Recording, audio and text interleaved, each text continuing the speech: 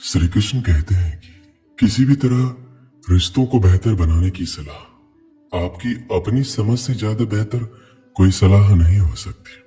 अलग अलग रिश्तों को अलग अलग तरीके से निभाने की जरूरत होती है। आप किस रिश्ते को कितनी अहमियत देते हैं यह आपके ऊपर निर्भर है। अगर रिश्ता आपसे छोटा है तो आप रिश्ते पे चिंता करें और उसकी वजह जरूर जानें। बिना वजह रिश्ते टूटते नहीं है, कुछ न कुछ वजह जरूर होती है। और रिश्ते बहुत नाजुक रेशम के धागे से भी कमजोर होते हैं, जो किसी भेदभाव या छोटी से छोटी गलतफहमी से टूट सकते हैं। तो बेहतर होगा कि आप अपने रिश्तों को बेहतर बनाने के लिए उनको उचित ऊर्जा दें और मान दें। जरूरत से ज्यादा या जरूरत से कम व्यवहार से भी रिश्तों पर फर्क पड़ सकता है। सोचें, समझें, फिर फैसला लें। जब भी झगड़े की स्थिति आए तो आप अपने घर में एक नियम बना लीजिए कि जब तक एक व्यक्ति की बात खत्म नहीं होगी दूसरा व्यक्ति नहीं बोलेगा। एक दूसरे को समझने के लिए पूरा का पूरा समय दीजिए। ज्यादा कोशिश अपनों को समझाने की नहीं, दूसरों को समझने की कीजिए। निसंकोच अपनी प्रकृति और स्वभाव के बारे में बातें कीजिए। नहीं तो कई लोगों को प्रकृति अर्थात नेचर से प्यार होता है, कई लोगों को भौतिक सुखों से प्यार होता है।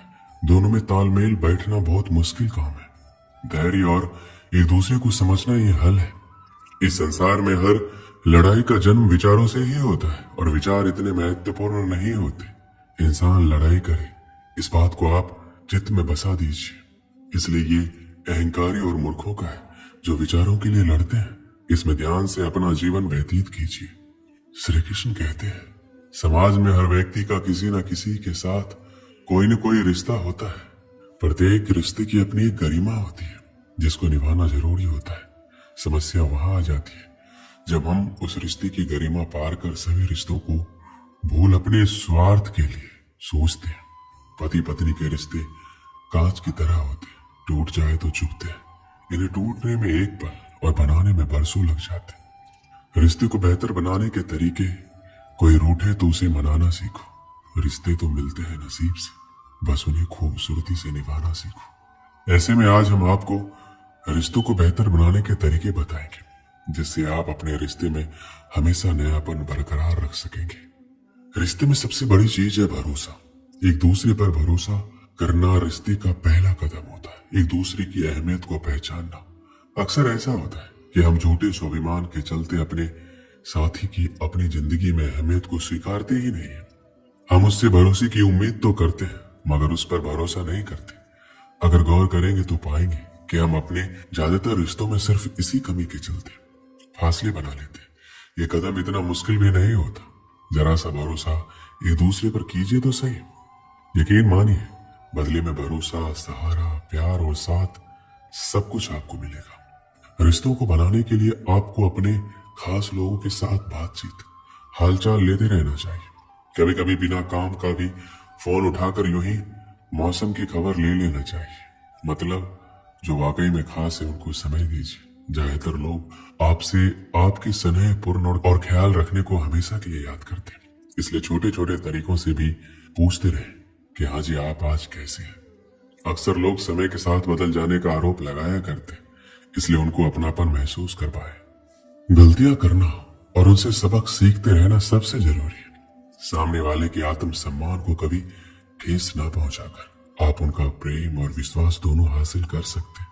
बाकी सबका अपना अनोखा तरीका होता है। हर एक रिश्ते की कदर कीजिए। रिश्ते अक्सर आपके व्यक्तित्व का आईना होने के साथ साथ आपके सुख दुख के साथी भी है। आप जिस तरह उनके साथ व्यवहार करेंगे आपको भी वैसा ही व्यवहार बदले में मिलेगा। रिश्तों को लेकर मेरी सबसे अहम सलाह एक ही है, आप अपने रिश्तों का ख्याल रखिए, वो भी आपका ख्याल जरूर रखेंगे। मैं अक्सर देखता हूँ कि लोग कहते हैं कि उनके कुछ रिश्तेदार उनके साथ अच्छा व्यवहार नहीं करते। मेरे भी कुछ ऐसे रिश्तेदार हैं जो मेरे साथ अच्छा व्यवहार नहीं करते, लेकिन मैं उनको लेकर रोता नहीं हूँ। श्री कृष्ण कहते हैं उनका व्यवहार उनका कर्म है और आपका व्यवहार आपका कर्म है। वो आपके साथ जैसा भी व्यवहार करे वो आपके वश में नहीं है, लेकिन आप उनके साथ कैसा व्यवहार करते हैं यह आपके वश में जरूर है। जहां तक हो सके अच्छे और विनम्र बने रहिए। यदि बात आपके स्वाभिमान पर आती है तो हट जाइए, लेकिन दूसरों के साथ उन्हीं के स्तर पर मत जाइए। सबका हिसाब किताब लिखा जा रहा है, आपका भी और उनका भी। रिश्तों की अहमियत आपसी समझ और व्यवहार से जुड़ी है। विविधता स्वाभाविक है, लेकिन अशिष्टता या फिर बुरा बर्ताव आपका अपना कर्म है। रिश्ते बहुत ही प्यारे होते हैं। रिश्ते उस अमृत की तरह है जिसे इंसान अपनी जिंदगी में सही तरह से सहेजना सीख ले, तो जब तक इस धरती पर बसेरा है वह कभी अकेला और उदास नहीं रह सकता। एक समय में दो भाई रहा करते थे। दोनों ही बड़े स्नेह के साथ रहते थे। कोई चीज लाते तो एक दूसरे के परिवार के लिए अवश्य लाते। छोटा भाई भी सदा बड़े को आदर तथा सम्मान की दृष्टि से देखता। एक दिन किसी बात पर दोनों में कहासुनी हो गई। बात बढ़ गई और छोटे भाई ने बड़े भाई को अपशब्द कह दिया। वहीं से दोनों के रिश्ते में खटास आ गई। पूरा 1 साल बीत गया, लेकिन दोनों में से किसी ने भी एक दूसरे से बात करने की कोशिश नहीं की। जब छोटे भाई की बेटी का शादी का अवसर आया तो उसने सोचा कि बड़े तो बड़े ही होते हैं, मैं उन्हें ही मना लेता हूँ। उसने भाई से बीती बातों को लेकर क्षमा मांगी और घर का विवाह कार्य संभालने का निवेदन किया। लेकिन बड़ा भाई मन में बात लेकर बैठा था, इसलिए उसने विवाह में जाने से मना कर दिया। इससे छोटा भाई भी दुखी हुआ, लेकिन उसने ठान लिया कि वह किसी भी तरह भाई को मना कर रहेगा। विवाह के काफी दिन कम बचे थे। छोटे भाई के प्रयास लगातार जारी थे। एक दिन एक रिश्तेदार ने छोटे भाई को बताया कि तुम्हारा बड़ा भाई रोज एक महाराज जी के पास सत्संग सुनने जाता है, उनकी सारी बातें वो मानता है। इसके बाद छोटा भाई उन संत के पास पहुंचा और पिछली सारी बात बताते हुए अपनी गलती के लिए क्षमा याचना की और पश्चाताप व्यक्त किया। उसने संत से निवेदन किया कि आप मेरी बेटी के विवाह में मेरे बड़े भाई को आने के लिए राजी कर दें। दूसरे दिन जब बड़ा भाई सत्संग में गया तो संत ने उससे पूछा, तुम्हारे छोटे भाई के यहाँ कन्या का विवाह है, तुम क्या काम संभाल रहे हो? उसने जवाब दिया, मैं तो विवाह में सम्मिलित ही नहीं हो रहा हूँ। कुछ वर्ष पूर्व मेरे छोटे भाई ने मुझे ऐसे ही कड़वे वचन कहे थे जो आज भी मेरे हृदय में कांटे की तरह खटक रहे हैं। संत जी ने कहा, सत्संग के बाद मुझे मिलकर जाना। सत्संग समाप्त होने के बाद बड़ा भाई संत के पास पहुंचा तो उन्होंने पूछा, मैंने बीते रविवार को जो प्रवचन दिया था उसमें क्या कहा था?